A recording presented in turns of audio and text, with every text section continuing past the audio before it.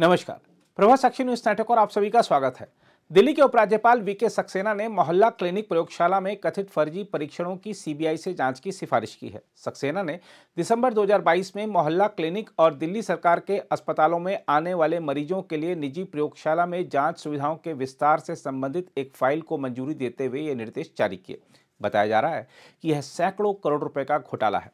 हम आपको बता दें कि दिल्ली सरकार के सतर्कता और स्वास्थ्य विभाग ने निजी डायग्नोस्टिक कंपनियों को भेजी जा रही प्रयोगशाला जांच के संबंध में छानबीन की। जांच के दौरान पाया गया कि दक्षिण पश्चिम शाहदरा और उत्तर पूर्वी जिलों में 7 मोहल्ला क्लिनिक के कुछ चिकित्सकों और कर्मचारियों ने पहले से रिकॉर्ड किए गए वीडियो के माध्यम से धोखाधड़ी से अपनी उपस्थिति दर्ज करने के लिए अनैतिक आचरण का सहारा लिया। आरोप है कि ये मोहल्ला क्लिनिक जफर कलां, उजवा, शिकारपुर, गोपाल नगर, ढांसा, जगजीत नगर और बिहारी कॉलोनी में थे। बताया जा रहा है कि इन मोहल्ला क्लिनिक में मरीजों को चिकित्सा परामर्श प्रदान किया जाता था और चिकित्सकों की अनुपस्थिति में अनधिकृत कर्मचारियों द्वारा दवाएं वितरित की जाती थी, जिससे मरीजों की जान खतरे में पड़ सकती थी। जांच के दौरान यह भी पाया गया कि मरीजों के पंजीकरण और बाद में उनकी प्रयोगशाला जांच के लिए फर्जी या गैर मौजूद मोबाइल नंबर का इस्तेमाल किया गया था। इसके अलावा मोबाइल नंबर का दोहराव भी था। डेटा से स्पष्ट रूप से पता चला कि इन मोहल्ला क्लिनिक में फर्जी प्रयोगशाला जांच की गई, जिनकी आगे छानबीन करने की आवश्यकता है। जांच रिपोर्ट के अनुसार एक ही मोबाइल नंबर के साथ विभिन्न रोगियों के 3092 रिकॉर्ड थे, जबकि 999 रोगियों के मामले में उनका मोबाइल नंबर का 15 या अधिक बार दोहराव किया गया। इसी तरह 11,657 मरीजों के नाम के आगे मोबाइल नंबर शून्य दर्ज था, जबकि 8,251 मरीजों के मामले में मोबाइल नंबर का कॉलम खाली छोड़ दिया गया था। इस मुद्दे पर प्रतिक्रिया देते हुए उच्चतम न्यायालय के वरिष्ठ अधिवक्ता और भारत के PIL मैन के रूप में विख्यात अश्विनी उपाध्याय ने कहा है कि इस घोटाले के दोषियों को कतई बख्शा नहीं जाना चाहिए। दिल्ली में मोहल्ला क्लिनिक घोटाला हुआ है। मरीज का नाम नहीं, मरीज की बीमारी नहीं, मरीज का फोन नंबर नहीं, लेकिन मरीज आए, उनका इलाज हुआ, प्राइवेट हॉस्पिटल में उनकी टेस्टिंग हुई, करोड़ों रुपए खर्च भी हो गए। अब उसकी सीबीआई जांच का आदेश हो गया है। 11,000 मरीज जिनका प्राइवेट लैब में टेस्टिंग हुई है, मोहल्ला क्लिनिक आए, मोहल्ला क्लिनिक ने कहा कि भाई इसकी जांच तो प्राइवेट हॉस्पिटल में होनी चाहिए। ऐसे 11,000 लोग हैं जिनका फोन नंबर 0 है। 8,000 लोग उनका कोई फोन नंबर ही नहीं है। 3,000 ऐसे हैं जिनका मोबाइल नंबर VVIP है, 9999999999। ऐसे 3,000 लोग हैं। और 999 मरीज ऐसे हैं जिन्होंने 15-15 बार मोहल्ला क्लिनिक में आकर अपना इलाज कराया और उनका टेस्ट हुआ है प्राइवेट हॉस्पिटल में।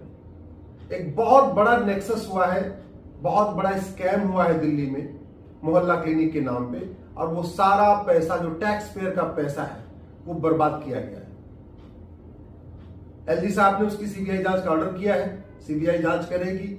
आने वाले समय में स्वाभाविक सी बात है उसमें कुछ और लोग भी जेल में जाएंगे।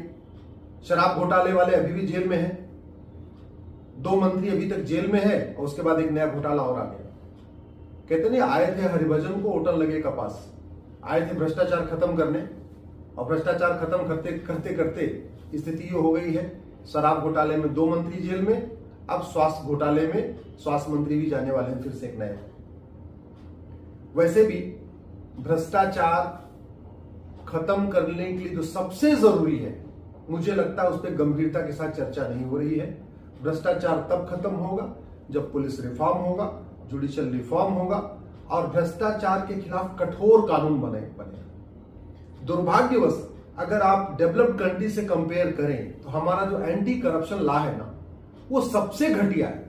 अगर आप America, Singapore, Japan, France, China से हम भारत के एंटी करप्शन लॉ को कंपेयर करके करें तो हमारे यहां पहली बात तो मुकदमा चलता है 30 से 40 साल।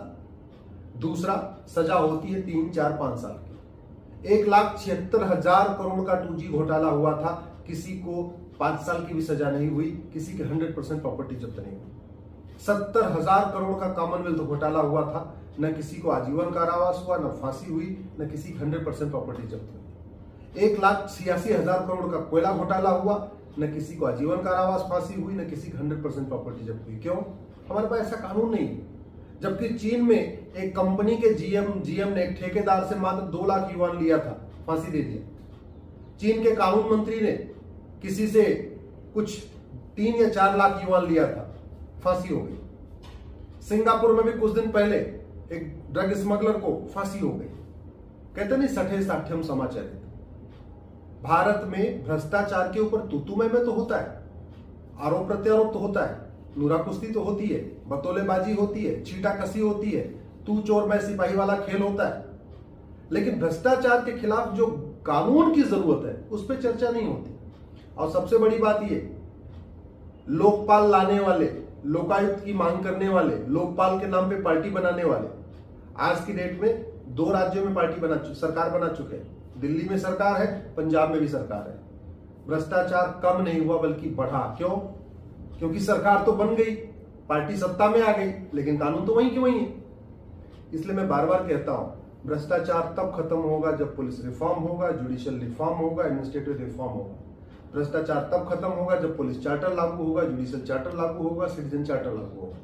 भ्रष्टाचार तब खत्म होगा जब 1 नेशन 1 टैक्स लागू होगा।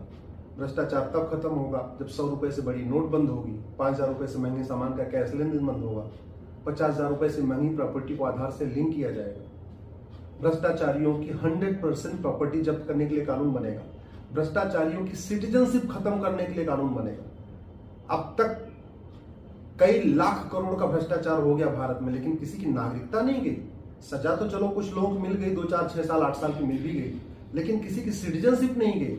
हमने ऐसा कानून ही नहीं बनाया कि भाई जो भ्रष्टाचार करे उसकी सिटीजनशिप खत्म करो, वो भारत में रहे तो, लेकिन उसकी नागरिकता खत्म हो जाए, उसका वोटिंग का राइट खत्म हो जाए, उसके सारे राइट खत्म हो जाए, ऐसा कानून नहीं बनाया। इसलिए मैं आपसे निवेदन करता हूं, ये जो पॉलिटिकल स्टैंड चलते हैं ये तो चलते रहेंगे, तू मैं चलता रहेगा, आरोप प्रत्यारोप चलता रहेगा, बतौलेबाजी चलती रहेगी।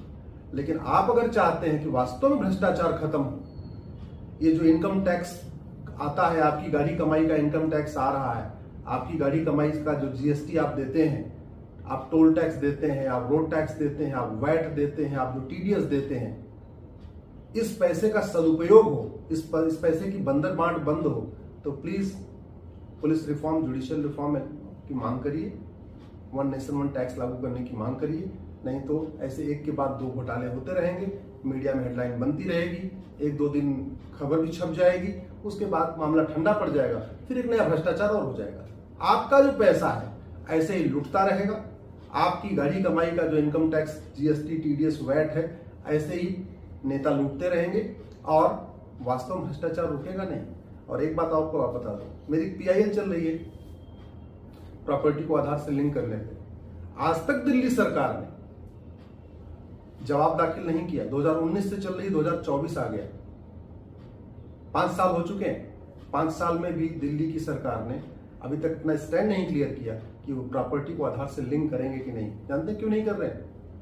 क्योंकि अगर प्रॉपर्टी को आधार से लिंक कर देंगे तो ये जो चप्पल पहन के घूमने वाले नेता हैं, इनकी 500-500 करोड़ की प्रॉपर्टी निकल के आएगी। प्रॉपर्टी को आधार से लिंक कर देंगे तो जो ये खादी का कपड़ा पहन के घूम रहे, करें बड़े ईमानदार हैं, हम तो 5 रुपए वाली रेनॉल्ट पहन लेके घूमते हैं, इनके दिल्ली में बड़े बड़े फार्म हाउस निकल के आ जाएंगे।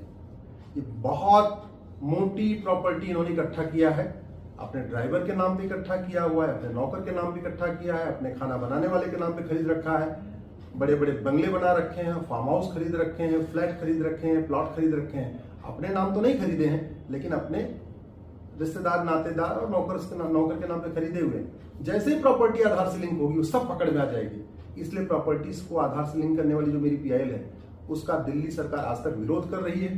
5 साल बीत गए, अभी तक आज तक काउंटर नहीं फाइल किया तो प्रॉपर्टी को आधार से लिंक करने के लिए कब जो है कानून बनाएंगे। अगर आप भी लेना चाहते हैं देश दुनिया की तमाम जानकारी तो आज ही सब्सक्राइब करें हमारे चैनल को। साथ ही नीचे दिए बेल आइकन को जरूर दबाएं ताकि हर अपडेट आप तक पहुंच सके।